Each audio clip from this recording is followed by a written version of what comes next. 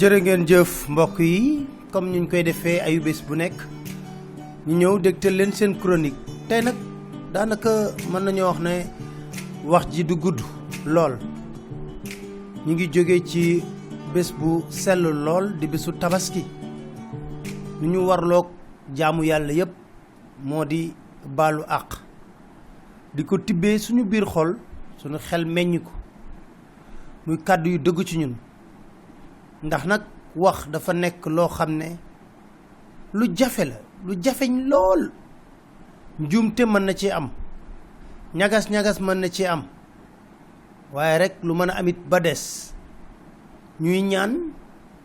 ngeen jéggal ñu lool lu bare bari ñuy ñaan it ngeen jàpp rek ne suñu bëgg-bëgg moo di suñuy kàddu ñu koy dégloo xel te bañ di ko dégloo xol ndax dégloo xel boobu moo lay may nga xam ne lu ñu tax a jóg moo di réew mi tegu ci kaw dëgg ñi yàlla def te jii ñu jiitu askan wi tànn leen ñuy fàttaliku fu nu mënta toog ne askan waay leen tànn kon lu nu mën a amit ci doole mi ngi bàyyeekoo ci dooley askanu Sénégal ba tax tey seen chronique damay def lu dul rek dégtal leen yenn ciy kàddu yoo xam ne ay kilifa yu mag waxoon nañ ko ku ci njëkk kan lay doon président Macky Sall bés bu ñu ko dalalee mu dëppee woon partem Alliance pour la République ñu ne ko waaw lu tax nga xëy rek tuddee sa parti bi Alliance pour la République mu ne république moo rafle ndax nguuru kii nga xam ne moo di Abdoulaye Wade ñu déglu kàddu yooyu ndax nag waxoon nañu ci timit lan mooy mébétam ayca ñu déglu kàddu yooyu. Vous savez, moi-même j'ai été l'objet d'une violence institutionnelle de la part du pouvoir dans lequel j'étais, puisque j'ai été élu au même titre que le président de la République pour 5 ans en tant que président de l'Assemblée nationale. J'avais un mandat de 5 ans, mais le pouvoir face aux contradictions internes a toujours voulu utiliser la méthode forte pour remettre en cause des mandats électifs. C'est le cas lorsqu'il remet en cause des présidents de conseils ruraux qui ont été élus pour des mandats. Il découpe sous le prétexte d'un redécoupage administratif pour leur retirer ce que les populations leur ont confié. On a encore en mémoire le cas de Sangalkam, de Diakhao et de tant d'autres, de Mbane, où des personnes ont été élues pour une durée de 5 ans, mais coup de canif, le président de la République décide de passer outre. Alors, la République est en danger, la démocratie menacée. Lorsque au Sénégal, quand même, le Sénégal, qui a participé aux États généraux de la Révolution française, mais avant la Révolution française, qui a connu la Révolution de 1776, la fameuse Révolution Torodo, qui a vu le déclin de la dynastie, n'est-ce pas, des Deniyanké, en 1776, au même titre que la Révolution américaine. Un tel pays qui a connu toutes les batailles contre l'esclavage, la colonisation, qui est venu à l'indépendance en 1960, qui a eu les étapes décisives de son parcours politique, lorsqu'on est à discuter s'il faut une monarchie ou pas, si le président veut laisser son fils le remplacer ou pas, c'est une décadence démocratique. Donc, la République elle-même, elle est menacée par ce fait qu'il y a une sorte de patrimonialisation de l'État, une confusion des rôles entre celui qui incarne la fonction du chef de l'État et l'État lui-même. ginnaaw gis-gisu ki nga xam ne moo di Macky Sall Ousmane Tanor Dieng nekk kàngam ci biir coalition Benno Bokk Yaakaar moom it waxoon na lu tax mu jóg di xeex nguuru ki nga xam ne moo di Abdoulaye Wade nan la gisee woon nguur googule est-ce que gis-gisam na mu ŋàññee woon nguurug Abdoulaye Wade tey jii am na lenn lu ci soppeeku ñu déglu kàddu yooyu ndaxte nag dafa mel ni lam daan ŋàññee ci Maître Abdoulaye Wade ba tey jii moom moo fi am ci doxalin ñu déglu kàddu yooyu la. Il ne faudrait pas qu'on nous fasse faire du Wade sans Wade. C'est différent parce que peut-être que nous y reviendrons dans la nouvelle République, la nouvelle constitution, le nouveau régime. Le nouveau régime tourne le dos à l'hyper-présidentialisme, à la au monocentrisme présidentiel, à la concentration des pouvoirs entre les mains du président de la République, qui lui peut conduire la politique de la nation, qui nomme le Premier ministre et peut le démettre ad nutum, à tout moment. Et c'est ce qu'Abdoulaye Wade a fait. Si on maintient un régime comme celui-là, tel qu'il est, mais tout le reste en découle. Le président de la République sera l'alpha et l'oméga du système politique que nous allons mettre en place. À partir de ce moment-là, même si Wade n'est pas là, on fait du Wade sans Wade. Moustapha Niasse président assemblée nationale moom it ba muy wut am na kàddu yoo xam ne rataloon na ko di wax képp koo xam ne yàlla def na tey jii ngay fas yéene jiite réewum Sénégal ban taxawaay nga war a mën a am lan la askan wi di xaar ci yow est-ce que mibitam boobule am na ñu déglu kàddu yi Moustapha Niasse. Sénégalu suba dañu bugg ku ci yàlla dimbaleeti may la wërsëg bul fëgg sa dënn yaakaar yaa ko may sa bopp yàlla moo la ko may séddoo ko ak julliti yàlla yi te koo ci sedd bul ko xeeb bul ko jànni bul ko dàq parce que la mu la jox yàlla ne kee jox ko boo ko joxee yàlla yokkal la yow attention ñu ngi ñaan yàlla ëllëg mu may ñu président boo xam ne dafay mel ni élimaanu juma élimaanu jàkka wala prêtre wala abbé buy jiite messe mu xam ne yàlla lay wax yoonu yàlla lay doxalee gënul ñi nekk ci gannaawam dafa war a ànd ak ñoom ndax ay nawleem lañu mu wàccee ci ñoom yërmande faale leen weg leen yëkkati leen te bu mu jël mukk li ñëpp jël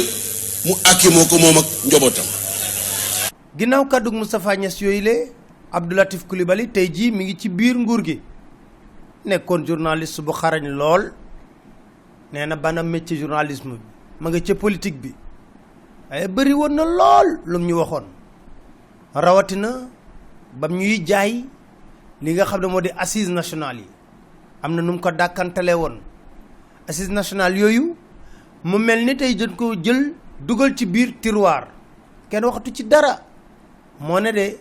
2008 ba 2012 képp ku ciy wax ci assises nationales yi ngay sukkandiku dem na ci ba diaspora bi liggéey ci liggéey bu mucc ayib tey jii ana assises nationales yooyu lépp nax saay na waaye nag Abdou Latif Coulibaly am na lu mu ci waxoon. C'est-à-dire les conclusions des assises nationales. Une doctrine politique et une vision du Sénégal qui, à mon avis, me paraît comme étant un document fondamental, le plus important certainement qu'on a mis en place depuis l'indépendance de ce pays-là. En 1789, la France a produit ce qu'on appelait les États généraux, avec cette déclaration fameuse qu'on appelait la déclaration de la Révolution 1789, qui a inspiré la Déclaration universelle des droits de l'homme. Cet acquis de la France est un acquis fondamental. Avec l'économie des pogroms qui ont suivi la Révolution 1789, les Sénégalais, l'opposition en particulier, mais la société civile, des franges importantes de ce pays ont conçu dans une procédure remarquable ce que moi j'appelle aujourd'hui, toute proportion gardée, l'œuvre qui équivaut d'une certaine manière à la production de 1789. coow li ñuy dégg lu ci ëpp jamono yi ñëpp di ko waxtaanee moo di pasaree alal yu réew mi loolu la ñuy wax ne ñu ngi koy pasaree te teguñu kenn benn daan rapport yu ñuy génne rapport yooyu yëpp ñu ngi koy génne di ko jox njiitu réew mi ma ngay dem ci justice waaye ba tey jii 2012 ba 2016 amul kenn koo xam ne mën nañoo wax ne nguur gi dal na sa kaw ndax da nga yor yorin bu yées amul de ku ko defit dafa mel ni sax ñi wone wax joojule la ñuy dàq dama koy dàkkantal rek moo di soxna Nafi Ngom Keïta génn na rapport ci directeur bu kudd moo def ak moo deful justice waroon na mën a liggéey mbir moomu le moo ne de discours bu njëkk bu Macky Sall waxoon am na kàddu yu mu ci rotaloon ñu déglu ko. La lutte contre la corruption et la concussion me tiennent particulièrement à cœur. À tous ceux qui assument une part de responsabilité dans la gestion des deniers publics, je tiens à préciser